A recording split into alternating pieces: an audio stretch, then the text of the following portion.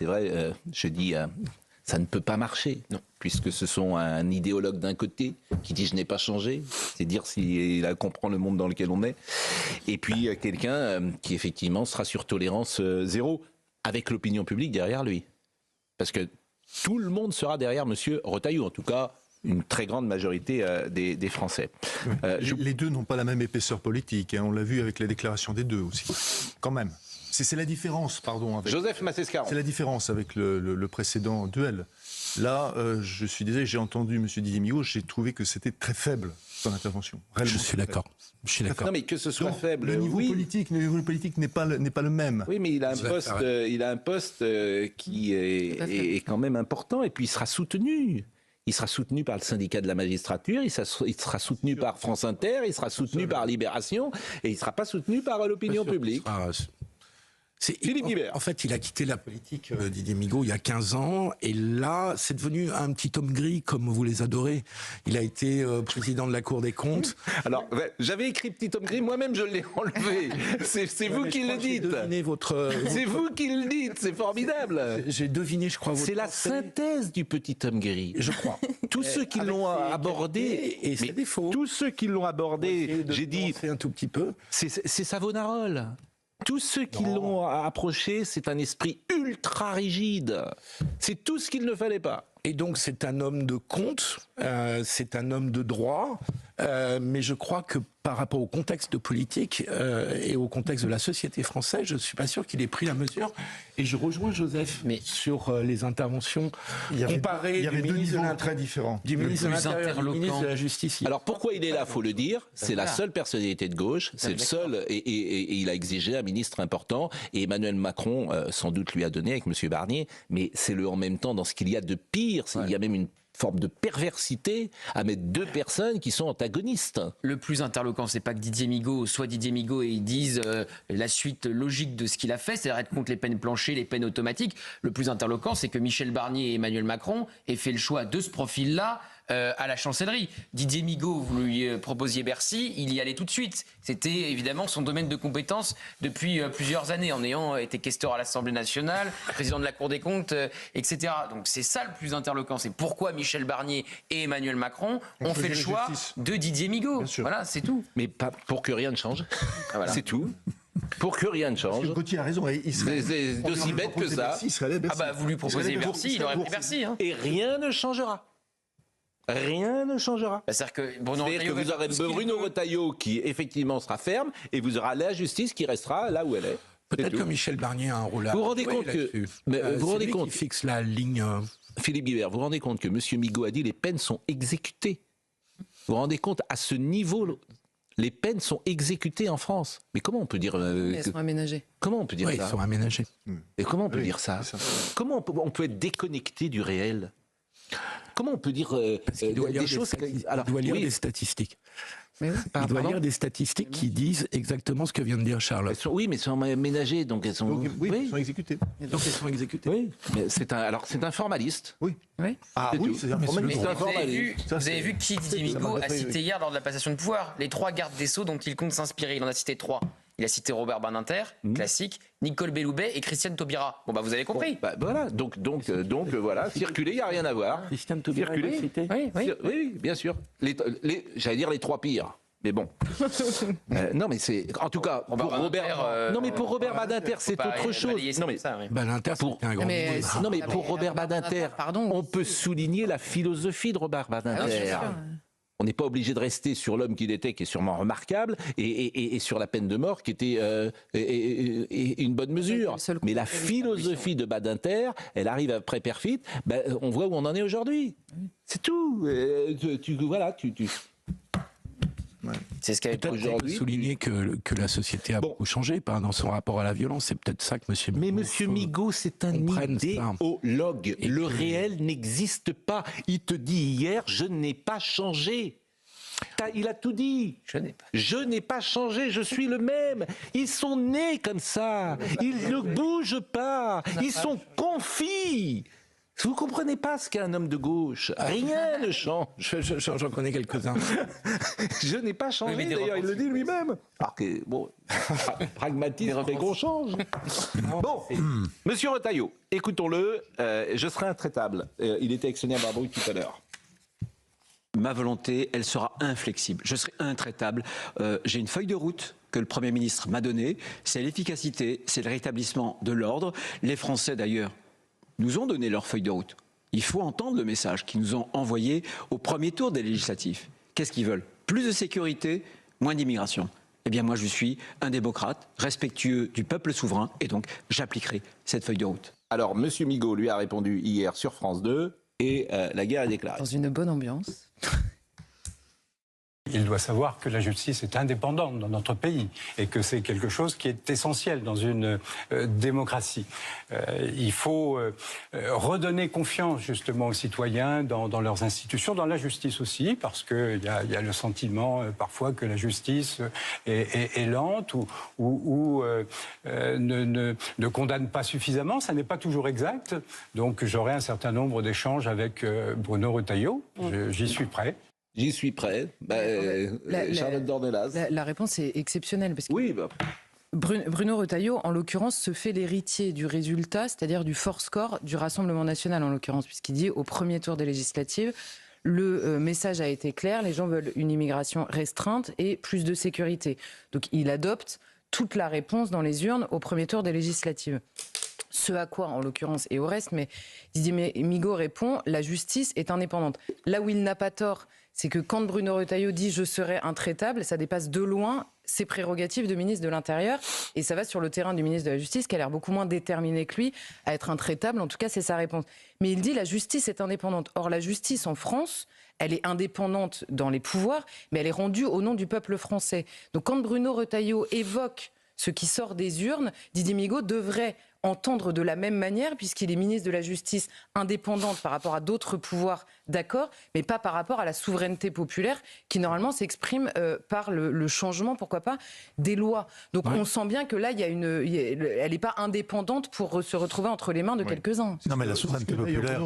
Vincent Herouette. Non, c'est que ce qui est frappant aussi dans la réponse de M. Migaud, c'est que il explique que les Français ont parfois le sentiment que la justice n'est pas assez rapide, qu'elle n'est pas assez dure. Mais non, donc, visiblement, c'est un sentiment. Donc, il va falloir rééduquer les Français. C'est-à-dire que l'idée de la souveraineté populaire, non seulement elle lui est étrangère, mais en plus, il considère qu'il faut...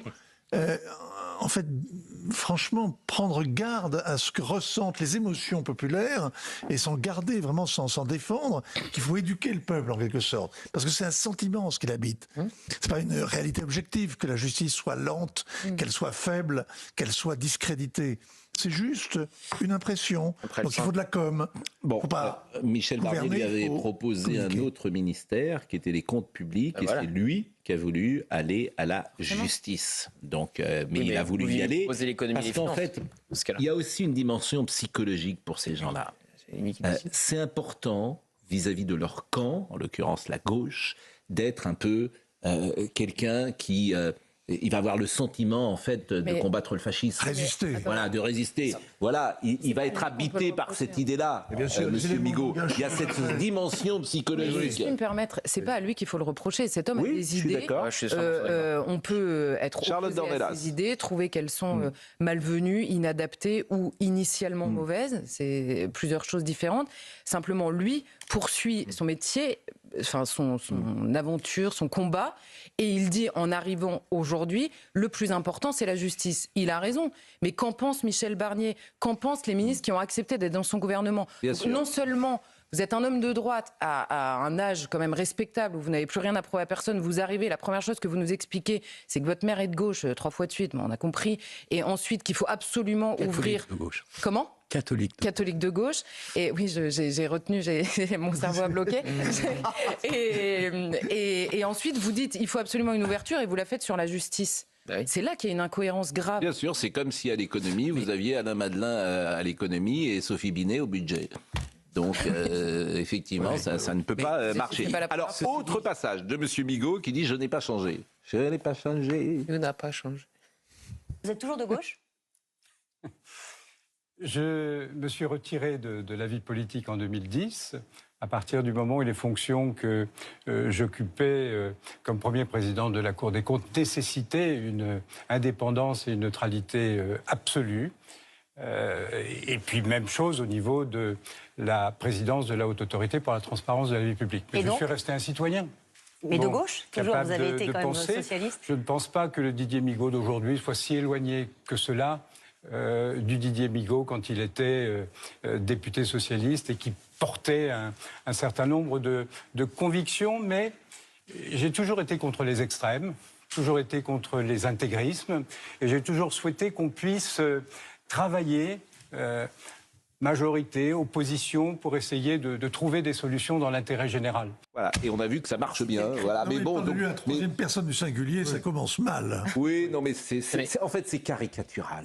Voilà. Et l'opinion publique jugera. Non, les hommes de gauche assument toujours d'avoir été de gauche et même d'extrême gauche. C'est les hommes de droite en général qui ont du mal à assumer. Et la curiosité de ce matin, c'est d'avoir entendu le Bruno Retailleau qui, lui, est présenté donc depuis 10 jours comme une sorte de repoussoir absolu. Eh bien, il assume d'avoir été un homme de droite et il ne regrette rien. Il a dit ça, la curiosité. Philippe Guibert. C'est une gauche très modérée, monsieur Migaud. Je ne sais pas si vous avez des souvenirs, moi j'en ai quelques-uns. Oui, on n'est jamais assez de gauche, je crois. C'est Nicolas Sarkozy. Dans ce que vous dites, comme dans ce qu'il dit. C'est Nicolas Sarkozy qui le nomme à la Cour des comptes. Oui, c'est mais pas la gauche qui l'a nommé, je le précise. Déjà Donc, pour moi, c'est plus un haut fonctionnaire aujourd'hui qu'un politique. Et c'est peut-être ça le problème. C'est le principal danger, je suis d'accord, parce que il est confit. Joseph Massescaron. Il est en fait confit dans le formalisme. Je ne crois pas que sa conviction soit une conviction d'homme de gauche, véritablement. Il est rentré dans le formalisme. Écoutez-le, il dit les extrêmes, je suis contre. La paix, je suis pour. Il aurait pu dire oui. Les extrêmes, il est contre. Si Marine Le Pen censure, il est là parce que Marine Le Pen le veut bien. Voilà. Le jour où Marine Le Pen décide qu'ils sont plus là, c'est elle qui a le pouvoir de ce que l'on veut dire avec Gauthier, c'est qu'il est à peine nommé que déjà ces éléments de langage sont préparés.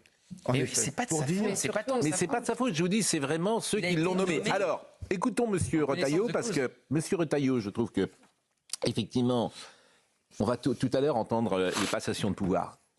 Passation de pouvoir hier qu'on ressemblait à la Starac et au Bonheur et dans le Pré. C'était des émissions de télé-réalité. C'est insupportable. Tout le monde parle. Ces gens qui parlent de leur mère, de leur grand-mère, de ceci, sauf Retailleau qui a parlé de la France. Je veux dire, c'est insupportable, et l'émotion. Il y en a un qui parle italien. Mais c'est vraiment ces gens déconnectés, évidemment, qu'ils parlent de leurs résultats, qu'ils parlent de ce qu'ils ont envie de faire et qu'ils parlent de la France. S'ils veulent être artistes et parler d'eux, ils sont artistes. Ou journalistes, tu as le droit de parler de toi, mais pas quand tu es ministre. Tu bosses. Oui, journaliste. Et t'arrêtes avec cette émotion à dessous. Moi, je trouve que c'était insupportable. Bon. Et nous allons donc écouter ce qu'a dit monsieur. Que dites-vous ? Je dis que théoriquement, journaliste, non. On n'est pas censé raconter sa petite vie personnelle. Tu peux, en tout cas, tu n'as pas la même exigence. Tu n'as pas la même exigence, forcément. Écoutons ce qu'a dit monsieur Retailleau ce matin avec Sonia Mabrouk sur la fermeté qu'il mettra en place. Toutes celles et ceux qui mettent une cible dans le dos de nos policiers, de nos gendarmes, me trouveront en travers de leur route. Un exemple très concret. Un député, monsieur Raphaël Arnaud, qui est par ailleurs fiché S, un insoumis, fait il y a 2 jours un tweet. Je vais vous lire simplement le début du tweet. Assassinat de Canaque par les forces policières envoyées spécialement à 17 000 kilomètres. Vous avez ici, mais les auditeurs radio ne le voient pas, ceux qui écoutent CNews le voient, eh bien, dans la journée, je saisirai le procureur de la République, ça signifie que je porterai plainte. Mais c'est ça qu'on attend, et l'opinion publique attend ça. C'est ça, de la fermeté, du courage, des gens qui ne se planquent pas. Vraiment, je trouve... Raphaël Arnaud aussi attend ça. C'est-à-dire il va se victimiser, être traîné en justice par le ministre de l'Intérieur, mais quelle joie! Il est déjà fiché S, ça fera une barrette de plus sur sa légion de... Et là où vous avez raison, c'est que le pire, c'est que peut-être ne sera-t-il même pas... C'est des partisans du chaos, donc c'est formidable. Mais peut-être qu'il y aura un juge pour le relaxer. Peut-être. Oui, mais pour cette raison, justement... Joseph Massescaron. Les hommes de droite, les politiques de droite se sont toujours évidemment refusés à adopter cette ligne Retailleau. justement, parce qu'ils craignent le chaos, parce qu'ils craignent le candidaton, parce qu'ils craignent, etc. J'ai dit, le bonheur est dans le pré. Heureusement, il y a des téléspectateurs qui sont un peu plus intéressés par ce que je dis que vous. Et c'est l'amour est dans le pré, bien sûr. Et non pas le bonheur est dans le pré. Mais si l'amour y est, le bonheur aussi, probablement. Ouais, mais c'est pas une émission de télé-réalité. Le bonheur est dans le pré. L'amour est dans le pré. Bon, Monsieur Retailleau qui a répondu à Monsieur Migaud ce matin. Pas voulu rentrer dans le duel. Écoutons. Il a parfaitement raison. Une démocratie, c'est pas seulement le suffrage universel, c'est aussi la séparation des pouvoirs. Donc bien sûr, la justice est indépendante. Simplement, ce que je veux dire, moi, c'est que les juges appliquent la loi. Les juges ne sont pas déconnectés de la volonté générale, la volonté notamment du Parlement. Et il nous appartient, gouvernement, de prendre des initiatives. Parlement aussi, pour changer les lois. J'estime que sur la justice des mineurs, on ne peut plus rester de cette façon-là. On ne peut pas, moi, me demander d'envoyer mes policiers, mes gendarmes en première ligne. Ils risquent parfois leur vie sans qu'il y ait des sanctions qui soient fermes. Donc ce n'est pas un problème de la justice, de l'indépendance. L'indépendance des juges, oui, mais il y a la souveraineté du Parlement et du peuple français à travers les lois que le Parlement peut voter. Alors ça c'est intéressant parce qu'on voit se dessiner une stratégie. Ce que va jouer M. Retailleau, c'est l'opinion publique contre M. Migaud ou contre même ceux qui diraient, ou même les magistrats, la justice. Mais justement, ce matin, il a défendu les magistrats par rapport au discours qu'on entend parfois en disant c'est la responsabilité des magistrats idéologisés. On cite souvent le syndicat de la magistrature qui est fort, mais qui représente un tiers des magistrats. Et il a dit il y a des magistrats qui voudraient être fermes, qui parfois d'ailleurs, à l'issue du tribunal, il y a une peine qui est prononcée et qui est ferme. Simplement, par le biais de la loi et pendant des années, nous avons organisé le détricotage de ce que prononce une première instance, via l'aménagement des peines, via les remises de peine.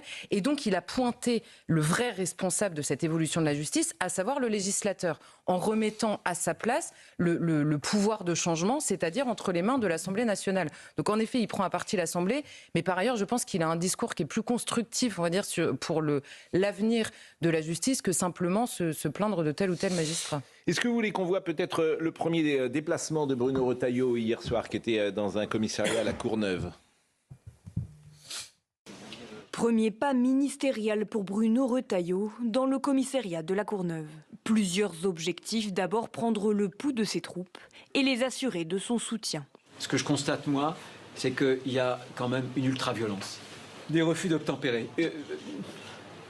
Un toutes les 20 minutes. Moi, je ne tolérerai de ce point de vue aucune offense, rien. Et ceux qui mettent des cibles dans le dos de nos policiers et de nos gendarmes, je me mettrai en travers de l'eau. Ensuite, donner le ton de son mandat. De priorité, la lutte contre le trafic de drogue et l'immigration clandestine. Les peuples d'Europe veulent de la fermeté. Ils veulent qu'on maîtrise ce désordre migratoire. Soit on délègue aux passeurs notre politique migratoire, ou soit on reprend le contrôle de la politique migratoire. Moi, je suis pour la souveraineté. Le nouveau ministre de l'Intérieur n'exclut pas une prochaine loi, jugeant essentiels certains articles de la loi immigration, censurés par le Conseil constitutionnel en janvier dernier. Mais pour faire changer la loi, le ministre aura besoin du soutien des macronistes. De leur côté, les syndicats de police saluent ces messages de fermeté affichés d'entrée, mais restent vigilants sur d'éventuels coups de rabot budgétaires. Moi, ce qui m'étonne toujours, c'est tolérance zéro. C'est pas être de droite ou être de gauche. Je vous demande de vous arrêter. Oui. Je vous demande de vous arrêter. Oui. Tolérance. Vous avez été sauvé par le gong. Bon, tolérance zéro.